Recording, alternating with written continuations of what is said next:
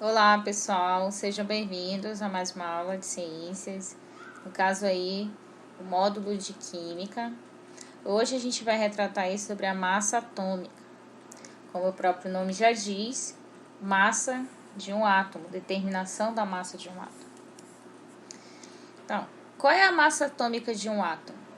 Se eu perguntasse isso para vocês, como vocês poderiam responder?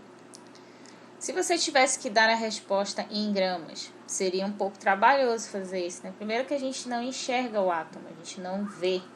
E não tem como a gente pegar um átomo, colocar numa balança e medir. Isso eu digo de apenas um átomo, tá, pessoal?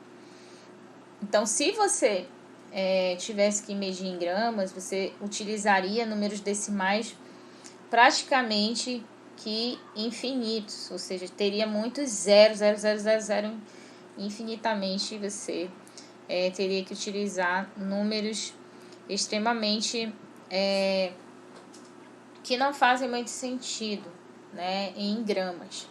Mas aí existe uma unidade que faz essa medição da massa atômica. Então, a massa de um próton ou de um nêutron é cerca de 1,67 vezes 10 elevado a menos 24 gramas.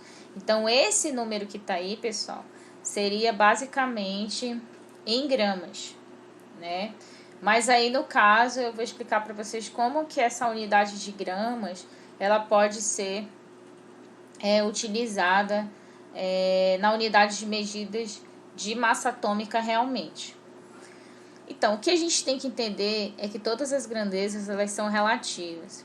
E uma das grandezas que a gente estudou, né, em física, em química, é praticamente comparada com a questão da massa atômica.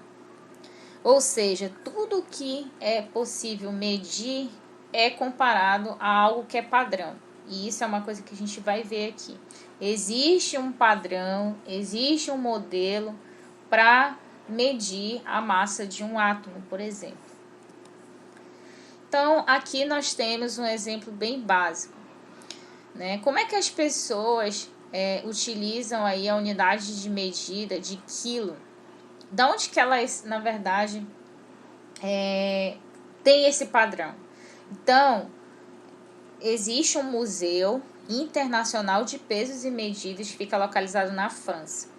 E nesse museu tem uma peça lá que é um cilindro. Esse cilindro ele é feito de platina e irídio, tá? E no caso, esse cilindro, gente, ele tem 1 quilo. E ele é utilizado como padrão para determinar 1 quilo de tudo que existe no nosso planeta. Então, ele, no caso, é utilizado como padrão. Se aquele lá é 1 quilo, no caso, a gente pode utilizar 1 quilo para comparar infinitamente outras coisas que existem no nosso planeta que tenham 1 quilo. Então, a gente tem esse cilindro que é feito de platina e irídio, inclusive ele é pequeno, mas ele pesa, tá? E ele tá ali dentro daquela estrutura de vidro. Bom, então assim podemos dizer que uma laranja ela pode ter 3 vezes mais massa que um limão, por exemplo. Então é possível escolher um átomo como padrão. Eu vou mostrar para vocês qual é esse átomo e dizer quantas vezes outro átomo tem mais massa do que ele. E aqui no caso a gente tem aí a laranja como padrão. E vocês sabem que a laranja ela é maior que o limão. Isso também depende da laranja, porque tem laranja que é pequena, né? E aí a gente percebe que existe um padrão para medir uma coisa pequena ou uma coisa grande, tá? Por exemplo, medidas experimentais mostram que o átomo de ferro, tá, pessoal? É 56 vezes mais pesado que o átomo de hidrogênio. Então, há uma comparação, tá? Isso quer dizer que o ferro é o padrão? Não, pessoal, vou já mostrar para vocês realmente qual é o átomo que se utiliza para fazer, né, a medição da massa atômica dos outros. Então, assim, pode-se dizer que o ferro tem aí uma massa de 56 átomos de hidrogênio, caso este fosse o padrão, mas ele não é o padrão, tá? O átomo que os cientistas resolveram escolher como padrão é o átomo de carbono 12.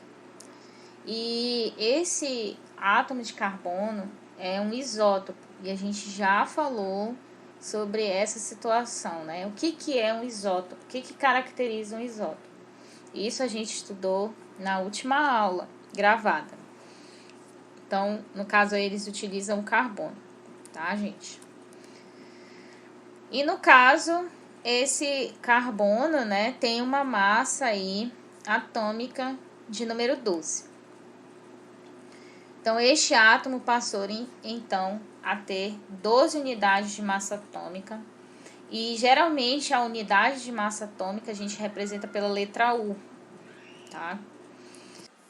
Então, meninos, em outras palavras, né, nós temos aí uma unidade que a gente, no caso, representa pela letra U. E, no caso, essa uma unidade vai equivaler a 1/12, tá? Então, esse 1/12, ele, no caso, seria como se fosse a representação do carbono 12.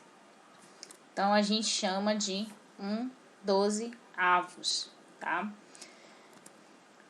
Então, vamos pensar aqui na situação de como seria essa questão da representação aí do carbono como um padrão para fazer a medição, né, dessa massa atômica realmente. E por que na verdade a gente utiliza ele, tá? Então, nós temos aí uma bolinha amarela, que seria como se fosse o carbono, vamos supor, tá? Então, o carbono, ele vai ser dividido em 12 partes iguais, né? E ali nós temos essas 12 partes iguais. Então, no caso, tá? Uma unidade, ou seja, 1U, no caso aí, seria essa massa atômica, né, do carbono, tá? Seria uma unidade. E aí, por isso que a gente coloca 1/12, né? Então, por isso que a gente tem aí um exemplo de unidade de massa atômica padrão a partir do carbono, tá? A massa atômica do átomo de hélio é 4. Então, como que a gente vai, na verdade, especificar a massa do átomo de hélio? A gente simplesmente vai pegar aqui, tá? Essa massa, né? No caso aí são 4 unidades, mas essas 4 unidades, ela é representada aí, né? 4U vezes 1/12, tá? Então, a gente, no caso, tem a unidade ali, a massa do hélio, e nós temos a massa aqui comparada com a massa do átomo.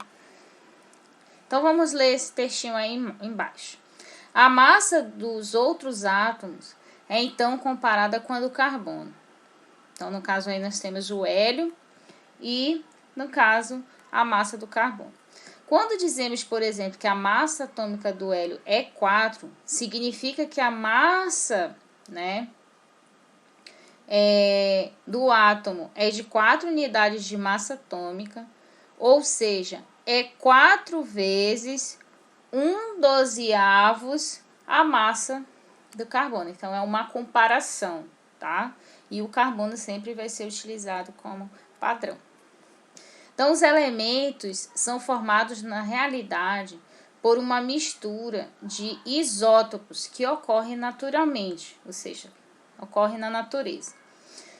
Por isso, a massa relativa de um átomo é média ponderada, calculada em função da massa e da porcentagem de cada isótopo que é formado o elemento.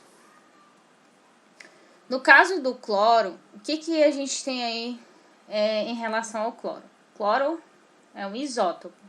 E isótopo a gente já estudou, que é uma massa que varia de acordo com o que é, de acordo com como ela ocorre na natureza. Então, por exemplo, aí, o cloro, tá, pessoal? No caso, esse cloro, ele tem uma massa atômica de 35. E o cloro que tem aí, no caso, massa 35, ele ocorre na natureza em 75%, tá? Diferente do cloro que tem uma massa atômica de 37, tá? E nós temos aí apenas 25% desse átomo, né, que é o cloro, que ocorre na natureza. Então, nós sempre vamos, na verdade, utilizar o 35 como padrão, porque ele tem uma porcentagem maior. E isso foi uma das coisas que a gente já discutiu nas aulas anteriores. Então, a massa pode ser, então, calculada por meio de uma média ponderada desses valores, que é o que está mostrando aí, tá? Pessoal, a gente finaliza nossa aula aqui de massa atômica. Vamos passar para o próximo capítulo. Eu espero que vocês tenham gostado da aula e até a próxima. Um abraço.